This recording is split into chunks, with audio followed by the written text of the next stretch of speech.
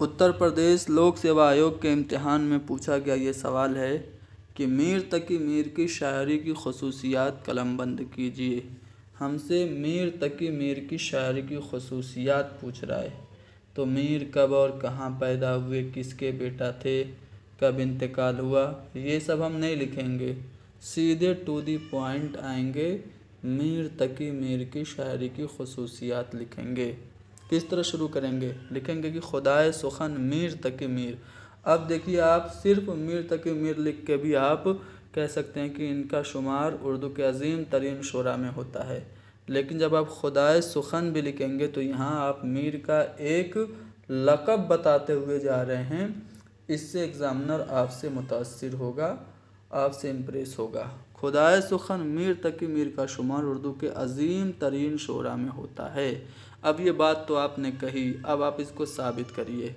ان کی عظمت کا اعتراف بڑے بڑے شاعروں نے کیا۔ کس نے کیا؟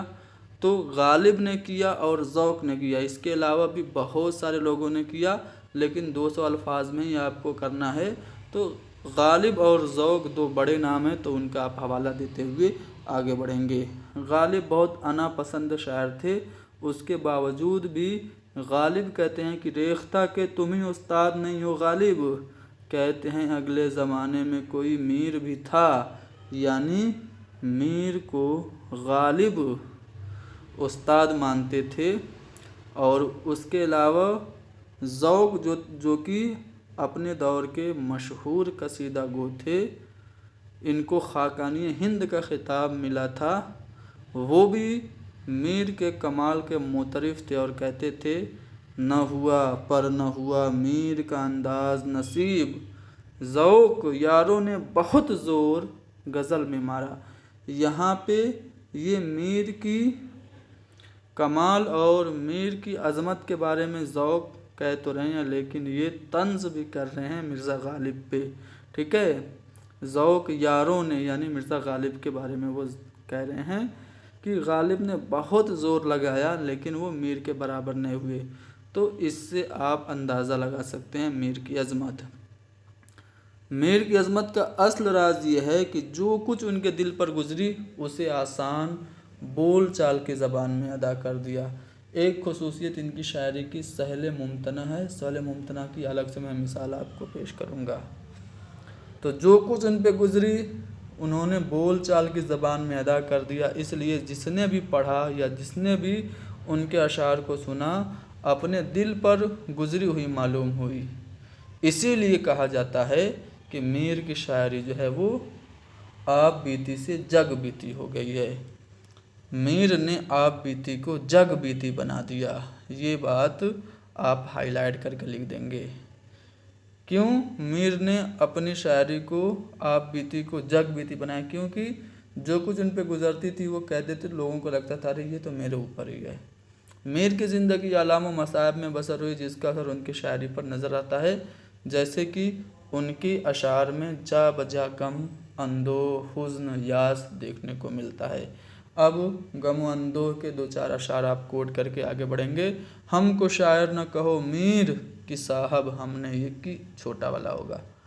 ہم کو شاعر نہ کہو میر کی صاحب ہم نے درد و غم کتنے کیے جمع کہ دیوان ہوا۔ ایک اور شعر جہاں سے دیکھیے ایک شعر شور انگیز نکلے ہے، قیامت کا سا ہنگامہ مچا ہے میرے دیواں میں۔ تو یہاں پہ شعر شور انگیز یہ لفظ بھی آپ کو بہت خصوصی طور سے یاد رکھنا ہے۔ اسی نام سے شمس الرحمن فاروقی نے میر تقی میر کے شاعری پر ایک کتاب 4 جلدوں میں لکھی تھی جو بہت مشہور ہوئی، جس پر شمس الرحمن فاروقی کو سرسوتی سمان سے بھی نوازا گیا۔ اس کے بعد دلی کی بربادی کا بھی میر تقی میر کی شاعری پر گہرا اثر ہوا، اسی لیے خواجہ احمد فاروقی نے کہا تھا۔ اب یہ اسٹیٹمنٹ آپ لکھ دیں گے تو ایگزامنر وہیں بولڈ ہو جائے گا۔ آپ یہ صرف اتنا کہہ کے بڑھ جائیں کہ دلی کی بربادی پر میر تقی میر کی شاعری پر بہت اثر ہوا، اور پھر 1-2 اشعار دلی کی ویرانی پر آپ ڈال دیں گے تب بھی ٹھیک ہے، لیکن یہ آپ اسٹیٹمنٹ ڈالیں گے خواجہ احمد فاروقی کا تو ایگزامنر ظاہر سی بات ہے آپ سے متاثر ہوگا کہ میر کی شاعری کو دلی اور دل کا مرثیہ करार दिया। किसने? ख्वाजा अहमद फारूकी ने। अब मीर ने दिल्ली की वीरानी के बारे में कुछ लिखा तो आप साबित तो करो। लिखा, दिल की वीरानी का क्या मज़कूर है, ये नगर 100 मरतबा लूटा गया, ये नगर 100 मरतबा लूटा गया। ये आप शेर कोड कर दीजिए। अगर ये शेर आपके ज़हन में नहीं आता है तो ये कोड कर दीजिए, दिल वो नगर नहीं कि फिर आबाद हो सके, पछताओगे सुनो हो ये बस्ती उजाड़ के। तो ये शेर आपने दिल्ली की बर्बादी के बारे में लिखा था। कुनूतियत बहुत ज़्यादा थी, इसीलिए इनको कुनूती शायर भी कहा जाता है, इनको फितने बेरोज़गार भी कहा जाता है। इनके यहाँ ज़िंदगी बसर करने का जो हौसला और गमों में जो मुस्कुराने का जज्बा है वो कहीं और नहीं मिलता। इसीलिए फिराक गोरखपुरी ने कहा था कि मीर के गम में ज़ख्म ही मरहम बन जाते हैं। यानी परेशान रहते थे, दुखी रहते थे, लेकिन उसमें भी ये मुस्कुराते रहते थे, अपने ज़ख्म को ही मरहम बना लेते थे। ये कोटेशन फिराक गोरखपुरी का काफ़ी मशहूर है।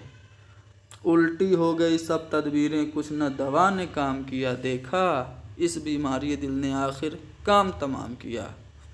तो ये शेर आप कोट करके आगे बढ़ेंगे।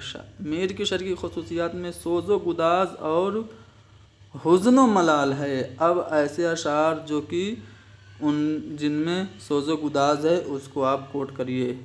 सिरहाने मीर के आहिस्ता बोलो, अभी टुक रोते रोते सो गया है, ले सांस भी आहिस्ता की नाजुक है बहुत काम, आफाक की इस कारगहे शीशा गरी का।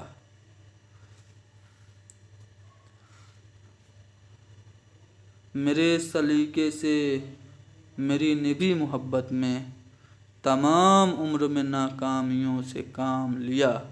ये 2-4 अशार आप कोट कर सकते हैं। उनके हुज़्न याद से मुतल्लिक एक और शेर, पास नामू से इश्क था वरना कितने आंसू पलक तलक आए। ठीक है। उसके बाद सहल मुमतना इनकी शायरी में है, आसान ज़बान में आप बात को कह देते थे। सहल मुमतना के कुछ अशार आप कोट कर सकते हैं। नाजुक उसके लब की क्या कहिए, पंख उड़िए गुलाब किसी है। तसव्वुफ़ और अखलाक भी आपकी शायरी में है।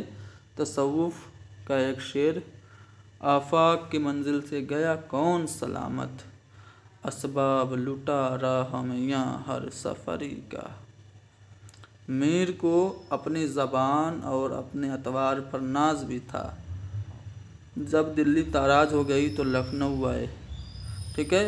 लखनऊ आने के बाद भी ये अपनी ज़बान पे फ़ख्र करते थे। कहते थे, किस किस अदा से रेख्ता मैंने कहा वले, किस किस अदा से रेख्ता मैंने कहा वले, समझा न कोई मेरी ज़बां इस दयार में। यानी लखनऊ में उनकी कदरदानी नहीं हुई, इसका उनको बहुत क्या बोलते हैं गम था, दुख था।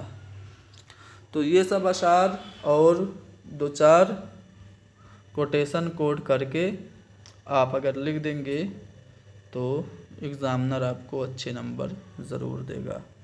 एक बात और, कोई भी सवाल आप छोड़ के मत आइएगा। 20 में से 20 सवाल हल कर लेंगे ना तो इंशाल्लाह आपका सिलेक्शन पक्का है। एक सवाल आप 7 मिनट में लिखने की प्रैक्टिस करिए। ये जो सवाल हमने एक सवाल कराया कितने मिनट में कराया, 8 मिनट में। ठीक है। लेकिन हमने इसको थोड़ा सा समझा के किया, लेकिन आप लिखने की प्रैक्टिस करिए। एक सवाल को 7 मिनट में लिखिए। ठीक है। बेस्ट ऑफ लक, मिलते हैं अगली क्लास में।